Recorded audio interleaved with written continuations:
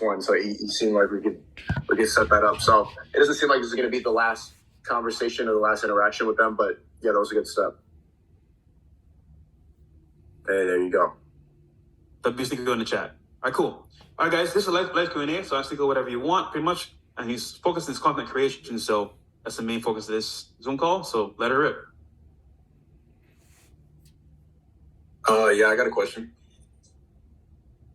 All right, go ahead. So I mean, obviously, Sneako, I'm doing like a podcast and stuff too, but I'm trying to get everyone to do like their individual content.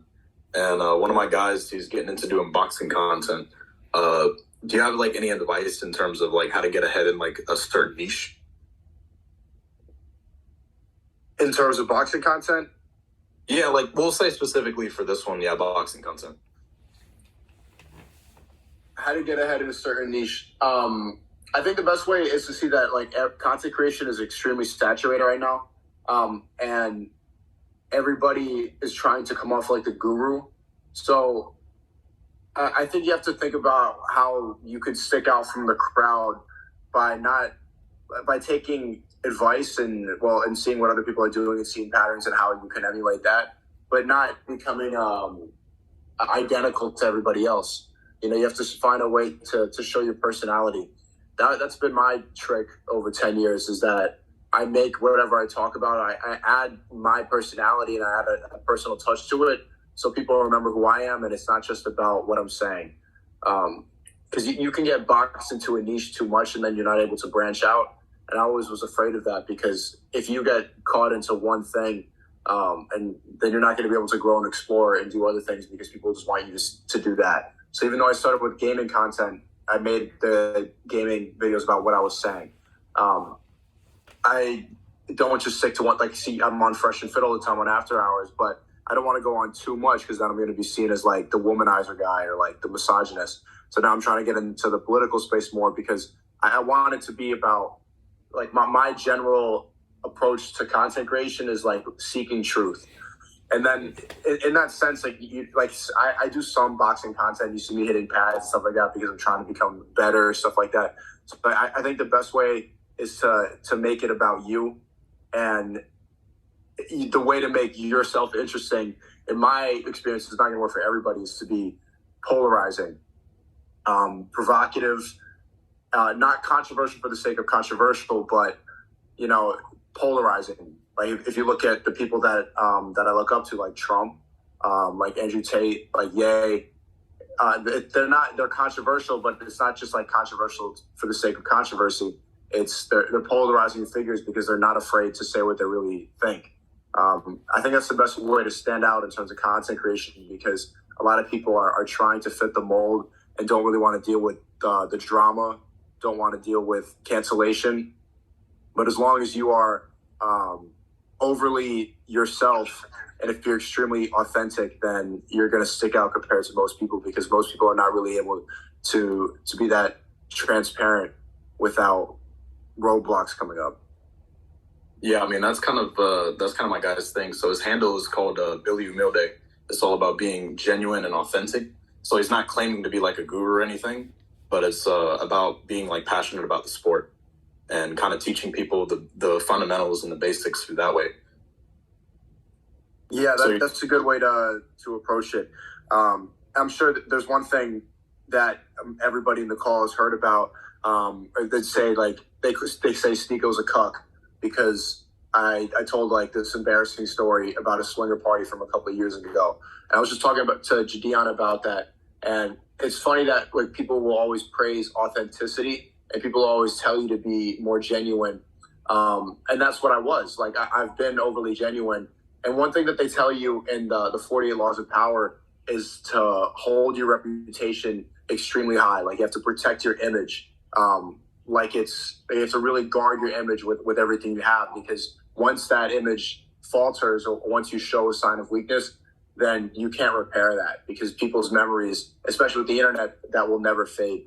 And I think there was pros and cons to me showing weakness and to me showing embarrassing moments, because now, in a way, I think I've gained people's trust when it comes to seeking truth, because I have shown that I am seeking, and that that I'm malleable and that I can change my opinion, which is rare on the internet, and I think is necessary if you want to be genuine and authentic, because that's the human experience.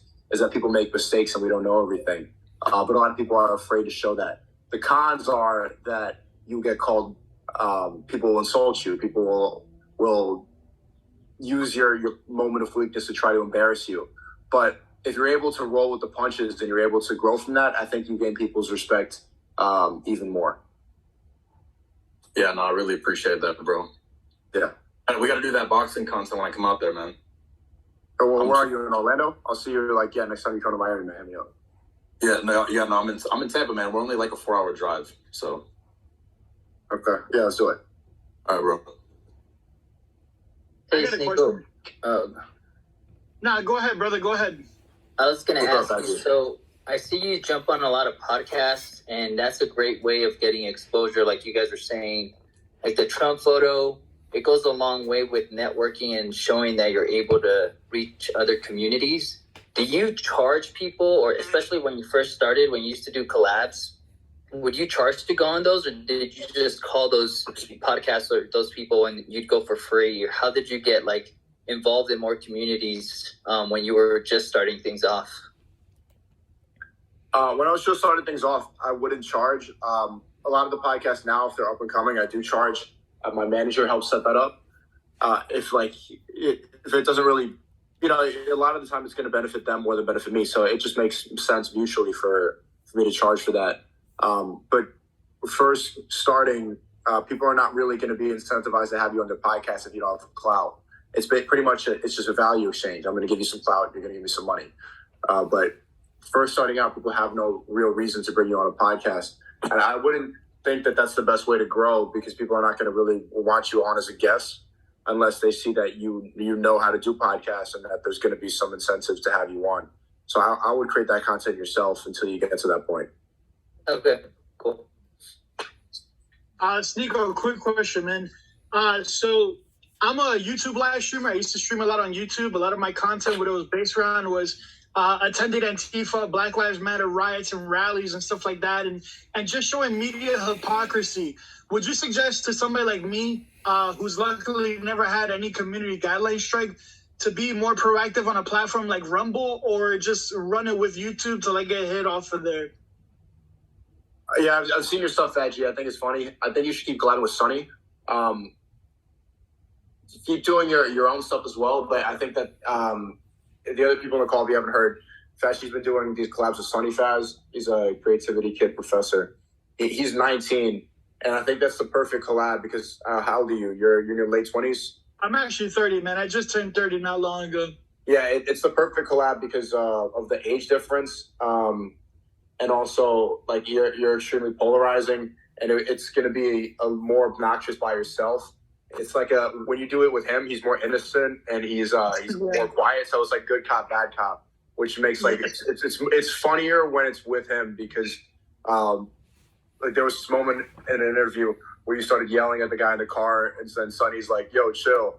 That makes it funnier because it's extreme. So I would continue collaborating with him. I hear this question a lot. I think it's good to post on both. If you have access to YouTube, you should also post on YouTube.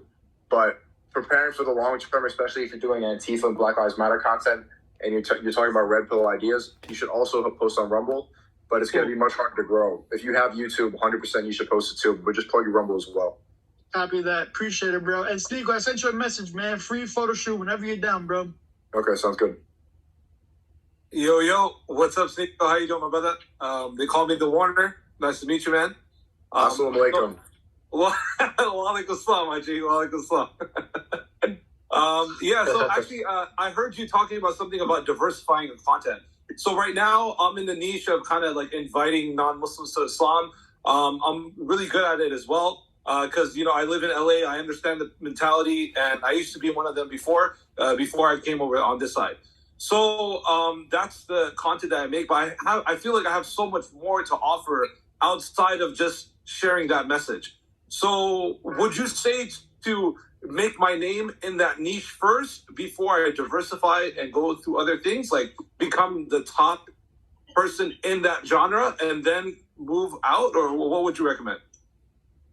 Okay, but it depends on what you want to branch out to. Do you want to make it about your personality, lifestyle stuff, vlogs, or where do you want to branch to? Yeah, kind of just like about speaking about the truth, but not only like talking about Islam and stuff like that. Because I just noticed anytime when religion is brought up, immediately the mind just like zones out. So if you could talk about the same truth, but just disguise it in a different way, they're more open to hearing about it. And I feel like I'm very versatile in what I can speak about. It's not just about one topic. I'm very versatile. I can speak on many, many different topics. So I want to kind of expand on that, but I'm thinking that I should become like just kind of take over in this genre and then kind of expand on it after I take over. But I want to know, obviously, from someone who is experienced in the YouTube sphere, you know, I would want to know because I've only been exposing myself online for about 1 year now. And alhamdulillah, it's been extremely successful. But I feel like I have a lot more to talk about than what I just talked about right now. I think that's a good idea. I think that's a good way to think of it. Immediately the comparison that came to my head was Joe Rogan. He blew up doing Fear Factor. Like that was his niche, and he was known as a Fear Factor guy. And even to this day, people still call him that. But even earlier, he was a fight commentator, and then he was talking about fighting. So, but you have to make your hobbies part of what you talk about. I think the best way to think about it long term is blow up in your sphere, but make your other hobbies and whatever else you want to talk about known as well. So then you're going to attract different types of audiences. I think it's going to box you in maybe a little more. I could be mistaken than Fear Factor or fighting, because Fear Factor, if you guys don't know, Fear Factor is like a TV show where he'd bring people on to do challenges and they'd be eating bugs and like throwing up. It was like it's like a Guinness Book of World Records type show. So that's more entertainment based, and that gives you more room to branch out from there. Islam is more specific because religion is very stuck in its ideology.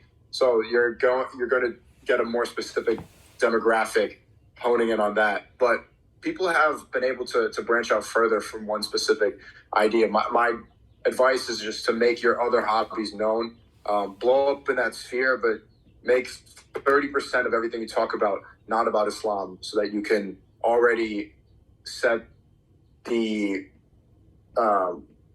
little traps for the future, so that it's not just about Islam.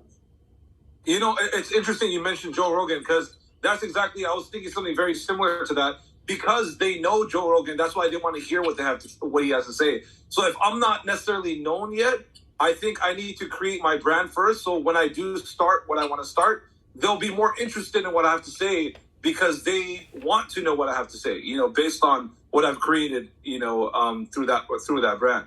So I like the idea of what you just said right now. I appreciate that. Yeah, of course. Yeah. Yeah. How you doing? Yeah.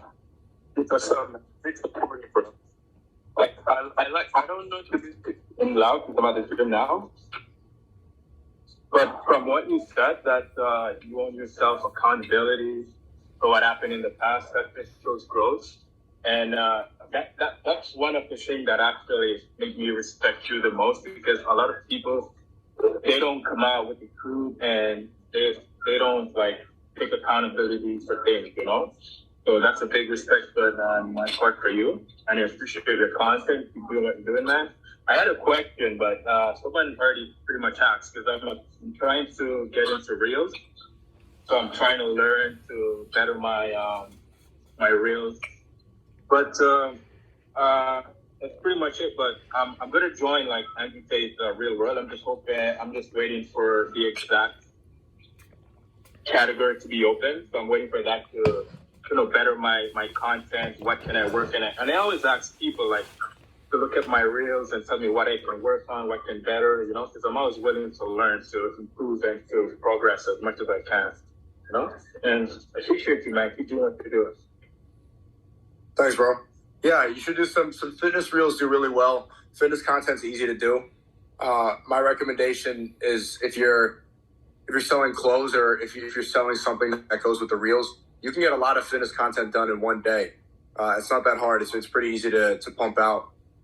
Just make sure it looks really clean, high quality. If I ever see like a bad quality IG reel, I don't watch much, but I immediately just zone out, because you can make them look really good. And Instagram is all about aesthetics and like the quality of the video. Compared TikTok is more about the content. IG Reels is more about flashiness and aesthetics. So, Sneako, I also wanted to ask, for my type of content, do you think that the creativity kit would be something that would be there for me? Like, it's something that would benefit me in any sense?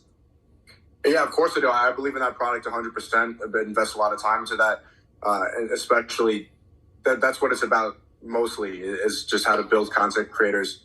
And I think you'll find a good network and good advice in there. I have a call tomorrow. Your situation is exactly what it's about. Beautiful. So you'll probably see me in there then. How do I join? Is there like just creativitykit.com. Okay, cool. Thank you, bro. Yeah, thank you. What's going on, Sneako? Hey, how you doing? Man, I love your content, but my question to you is, when filming in public, how do you deal with the people who don't want you near them while you're recording? Like, maybe they're being concerned that they're in your shot and not wanting to be. Maybe they even get mad with you that you're recording near them. Like, how do you go about that situation when filming in public? Give me a situation. Like, are you in a restaurant? Where are you? Maybe you're just filming by, like, maybe you're like filming at nighttime. There's a club line right next to you, and you're just walking by, and you're like, "Oh, look at these fucking bots and shit." You know what I mean? Well, now I understand why they're being annoyed if you're making fun of them. Oh yeah. How do I deal with that? If that doesn't happen, I think that's the problem right there, is not making people feel comfortable by stuff like that. If I'm filming people and they get in the shop, I don't make it about them. I think that the reason you're making it uncomfortable is because you're pointing the camera at them and you're making it about them. I don't really deal with that much, because if I'm filming and vlogging in public, I did that a lot last summer when I was traveling, and I walk around my camera and it's always about me and what I'm saying and where I am. So even though there's people there, like, I'm so animated, and it's just like people can tell that it's not about them. If you're making it about them, the best thing is for them to be comfortable. I can understand people not wanting to be called bots and some random YouTuber's shot. Understood. Thank you. Yeah. True. Sneako, out of curiosity, when it comes to like Instagram and TikTok, do you have? I know that maybe you don't do it directly anymore, but I know you work with many people that do. Is there different strategies on how to monetize each platform, and what is the ideal and best way that you've seen from the trends and everything you've worked on with other people in terms of what strategies to monetize each platform with?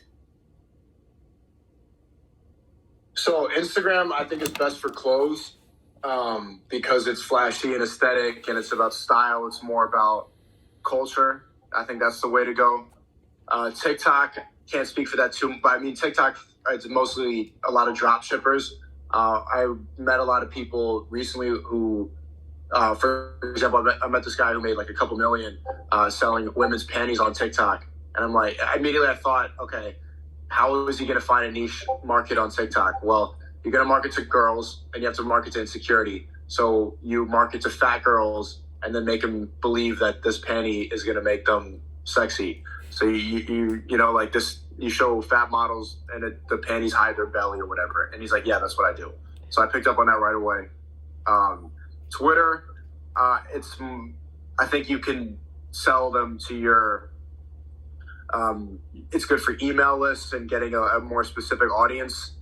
You know, if people always reply to their tweet, like, if you like this tweet, come join my email list. That one's good, because Twitter, you're talking directly to people. It's good for like copywriting type emails, and finding a more specific audience that wants to hear more of you. Every platform has its pros and cons. I think it's good to study it, but it's not set in stone for everybody, because it's just eyes, it's just attention, and there's everything I said can go for another platform as well. I think it's trial and error based on what you're selling and whatever your brand is about.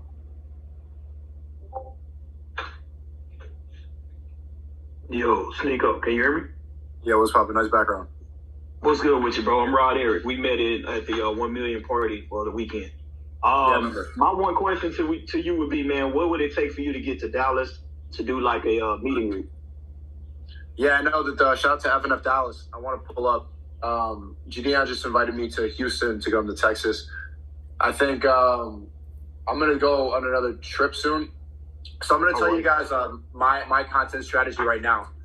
So I've been like in a lot of YouTube drama recently, and just a lot of drama in general. A lot of criticism from all these different people. A lot of gamers, and like I like to say, soy boys.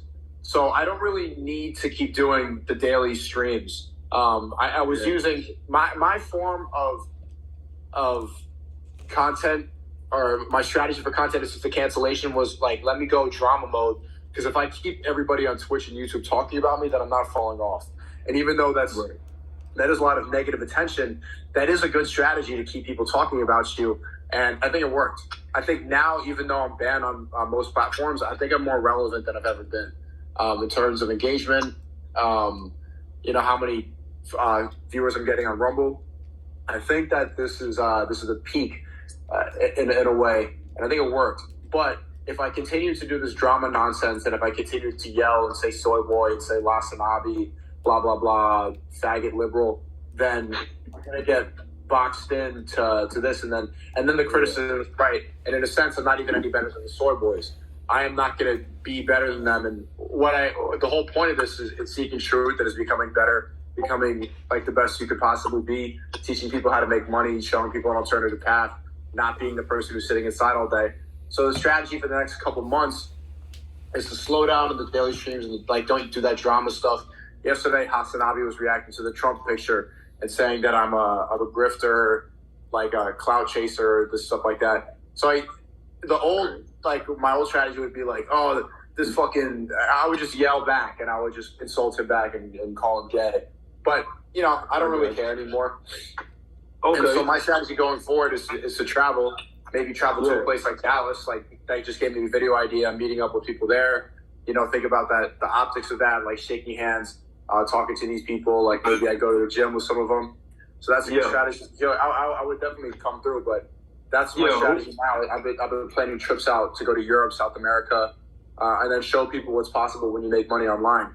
Because I think that's the best lifestyle. Is if you want to make it out of the matrix, is to have a source of income so that you're able to be remote. You don't have to be location based, or you don't have to be location restricted. Travel all over, train every single day, learn, take different experiences from meeting people, and then show it online. So that's what I'm going to do for the next couple months. So Dallas definitely is a possibility. Definitely. So who would I need to speak to? Your manager? Like, who do I need to talk to at least get the process started, so that way we can plan it and then, go about it? Because we want to be able to host you. I got a whole team down here, and we want to be able to make sure that you're well secure, everything goes well, get the good footage and everything, and just make sure that you have the best time in Dallas. So I just took a screenshot so that my manager remembers your face. Can you DM my manager's name is Islam with an X, ISLXM. My manager at Islam, ISLXM on Twitter, Instagram. Okay, bet that. I'll hit him up on Instagram, but I'll holler at y'all boys, man. Y'all take it easy. CEO Network, we up. FNF Dallas. I have a question. Wait, can y'all hear me? Yeah, we can hear you. Oh, is that Griot? So, man, so my name is Carino. I primarily started to specialize in doing like parties and events. I was the one who did the 1 Mil Yacht Party promo and the FNF Dallas vlog. And one question I wanted to ask you, Shiko, is that in the grand scheme of things, like I kind of figured out that like consistency and providing value is the best way to grow and obviously build an audience. So, most of where I've been posting recently has been Instagram, but I'm starting to post on YouTube more to build that up. But in order to continue to have more growth, would you say that like using leverage, like from big accounts and manual engagement, like paying for ads, would be very helpful in making that happen? Because, I primarily started focusing down in parties, taking advice from people in the FNF Discord about niching down and like, go to businesses more versus going to people. Because in order for me to grow, obviously you got to make money, and I'm excited that moving forward, I just recently going to do some more cool, because you mentioned earlier on Instagram, it's all about, catchy and aesthetics, right? And one thing I'm gonna do moving forward is do like some cool FPV drone footage because to kind of like bring it all together. But what are your thoughts on that? Yeah, I think drone footage is going to look really good. That's especially for parties.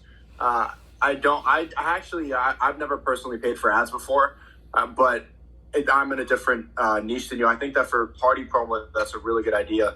If you get some cool drone footage, if I'm on Instagram and then I see some really extravagant looking party, even though it says promoted and it's an ad, I would watch it if it looks really clean. I think that that's a good strategy, especially because you could target the ads to be in a specific area. And parties are all about location, and you want to get people in the area. I think that's a good way to scale up your business. I've seen it be extremely successful for a lot of people. That story I was telling about, the guy who was selling panties recently, he got all of his marketing done just with paid ads on TikTok, and made a couple mil from that. So I 100% recommend that.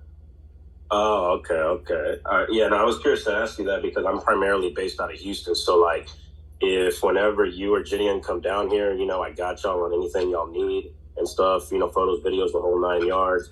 And then I also work with Roderick and all that. I do his vlogging channel for, Bigger Nami. So, yeah, that's one of the things so pretty much in the grand scheme of things, I've been focusing on niching down in the entertainment world because I've started to realize in order for me to grow more, the main issue I have right now is that I have to just niche down so that way I can, in order to expand, I need to have more money coming in and being more strict about that as well. So I appreciate you letting me know, if there's anything else you think I could do that'll help it out more. Because, aside from the obvious things of having to challenge myself creatively, how to do better, never being satisfied, until I have this habit where until certain results happen, I tend to be very, very critical on myself. But it's a very thin line, I admit.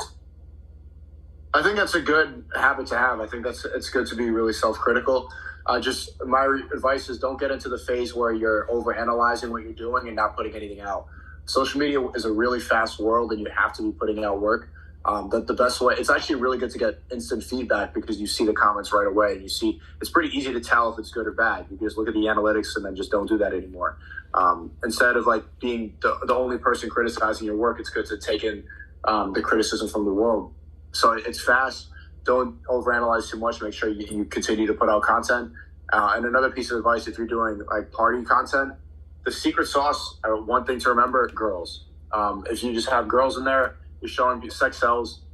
People go to parties because they want to see girls. Girls want to go to parties where there's girls. It just makes really good content. It's why Fresh and Fit is successful. It's why a lot of the content that helped me blow up a lot was successful. People love the interactions between men and women. It's just it just makes for easy content. Even Fachi, I think he's still in here.